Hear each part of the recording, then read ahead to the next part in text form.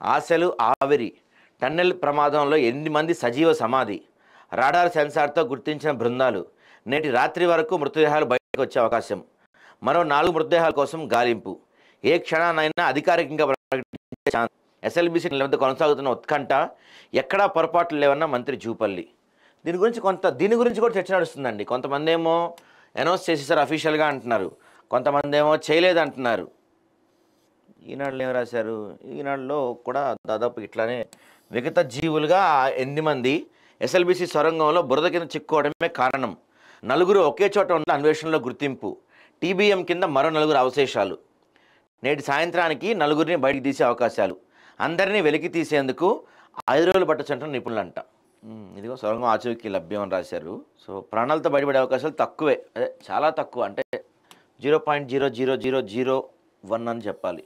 ఇదిగో వీళ్ళు ఎవరు, మన వెలుగు వాళ్ళు కొంచెం ఆ 8 మంది ఇక్కడ లేరు అని వెలుగు దిశలో ఏమొచ్చింది, దీంట్లో కూడా అంతే చనిపోయినట్టు, అంటే అఫీషియల్గా అది ఎక్కడ రాలేదు కానీ బట్ మనకు తెలుస్తుంది కదా సమాచారం, దాదాపుగా వాళ్ళు కష్టమే అని స్వేచ్ఛ వాళ్ళు ఇలా.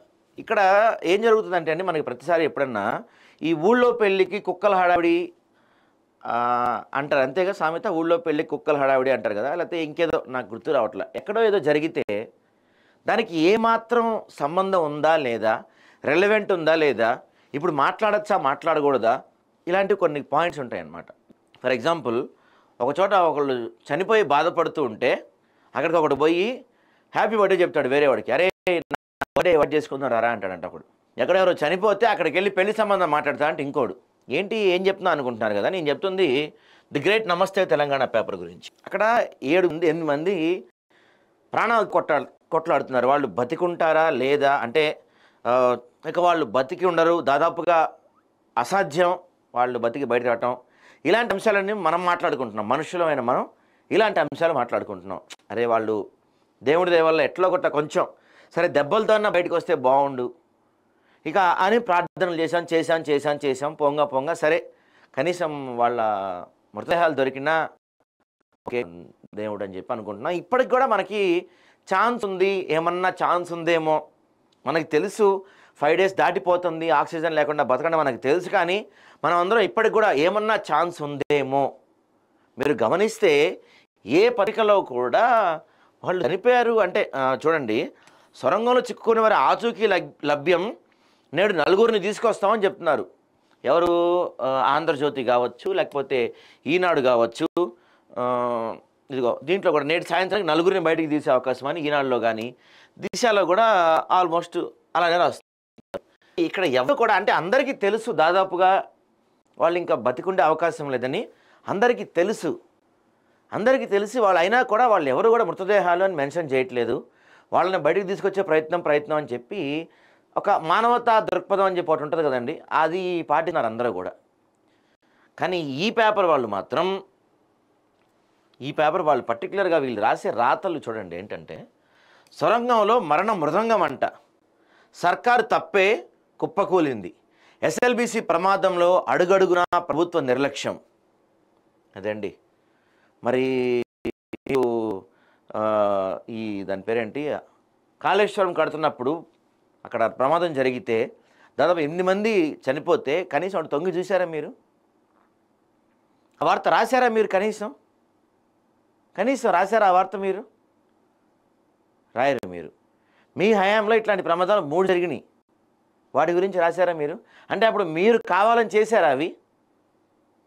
ఇలాంటి ప్రమాదాలు జరిగినప్పుడు సర్కార్ తప్పే కుప్పకూల్చింది అంటే రేవంత్ రెడ్డి వీళ్ళు లోపల దాన్ని ఏమంటారండి, సొరంగంలో పనులు చేస్తున్నప్పుడు రేవంత్ రెడ్డి పైకి వెళ్ళి పైన సుత్తితో కొట్టాడా కింద వాళ్ళందరూ ఇలా అయిపోవాలని? లేదా ప్రభుత్వం వెళ్ళి పైనుంచి ఏమన్నా గట్టిగా చేసి ఇంత పడి ప్లాన్ చేసిందా? ఏదన్నా మాట్లాడేటప్పుడు, ఏదన్నా ఒక విషయం గురించి చెప్పేటప్పుడు కొంత విశ్వసనీయత, నీతి, నిజాయితీ ఇవన్నీ పక్కన పెట్టేద్దాం. అట్లీస్ట్ మనం మనుషులం, ఒక మానవతా దృక్పథం, ఒక మానవీయ కోణం, అయ్యో పాపం ఇట్లాంటి ఏదో ఒక మూలన ఇంతన్నా ఉండాలి. పార్టీలు, పంచాయతీలు, కొట్లాట్లు, రాజకీయాలు రోజు చేసుకుంటున్నాం కదా, ఇలాంటి ప్రమాదాల్లో కూడానా కొంచెం పలాంది ఉండద్దా అండి? ఎందుకంటే పలానా ఉండొద్దా అని మాట్లాడుతుంది. ఎందుకంటే ఇది రాసింది కూడా ఎవరో మా జర్నలిస్ట్ మిత్రుడే అయి ఉండొచ్చు. సాటి జర్నలిస్ట్ నేను ఆ మాట అనలేకపోతున్నా కాబట్టి అనను కూడా. కానీ పలానా ఆ పనంలో మీరు గ్యాప్ ఫిల్ చేసుకోండి ఏదైనా కానీ, నేను చెప్పదలుచుకోలేదు. అంటే ఒక ప్రమాదం జరిగింది, ఆ ప్రమాదానికి మనం వీలైనంత వరకు కండోలెన్స్ అంటే నివాళులు ప్రకటించాలి, లేకపోతే ఏమన్నా సహాయం అయితే చేయగలగాలి, లేకపోతే ఏం చూడాలి. సర్కారు తప్పే కూల్చిందంటాం ఏంటండి బాబు? మీ హయాంలో జరిగిన ప్రమాదాలన్నీ మీరే చేశారా?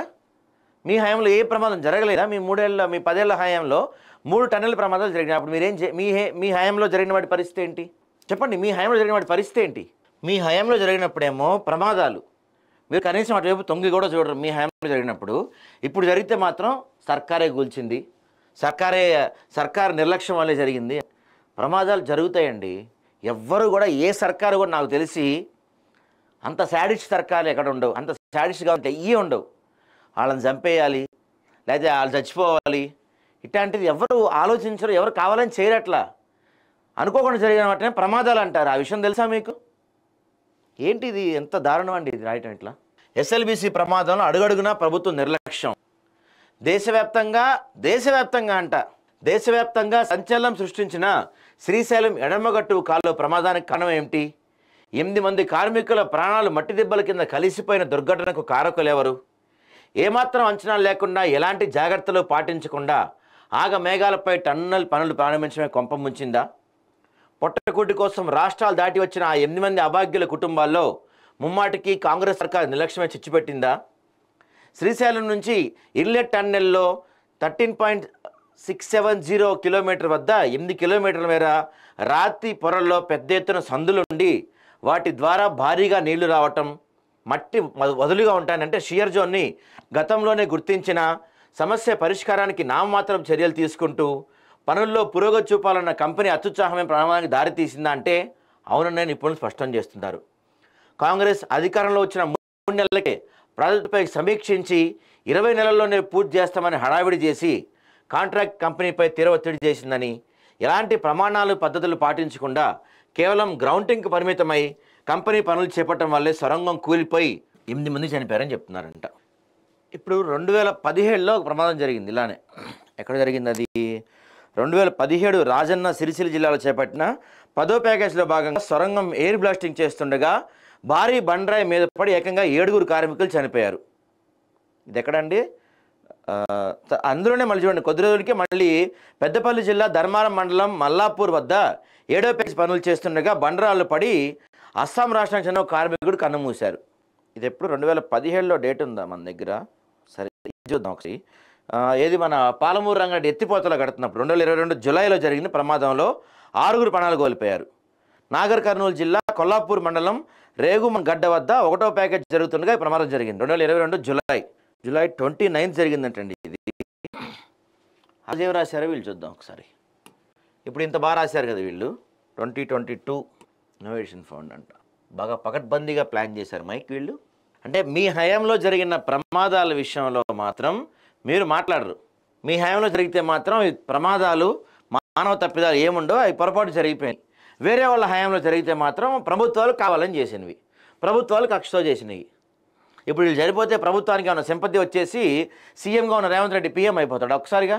ఏంటండి ఈ రాతలు? తవ్విన కొద్దీ వరదలా బురద, టన్నెల్లో సవాల్గా రెస్క్యూ ఆపరేషన్, కార్మికుల మృతదేహాల కోసం వెతుకులాట, నేటి సాయంత్రంలోగా కొలిక్కొచ్చే అవకాశం, వాళ్ళు బతుకుంటారు అనుకోవట్లేదు ఎమ్మెల్యే వంశీన, నాగర్ కర్నూలులో రెడీగా 8 అంబులెన్సులు. అంటే ప్రమాదం జరిగింది, అయ్యో పాపం అని చెప్పి అనాల్సింది పోయి వీళ్ళు సర్కారు తప్పే, ప్రభుత్వం కావాలని చేసింది అని రాస్తున్నారు వీళ్ళు, మాట్లాడుతున్నారు వీళ్ళంతా కూడా. ఏం చేస్తాం ఇలాంటి ఇంకా మనం.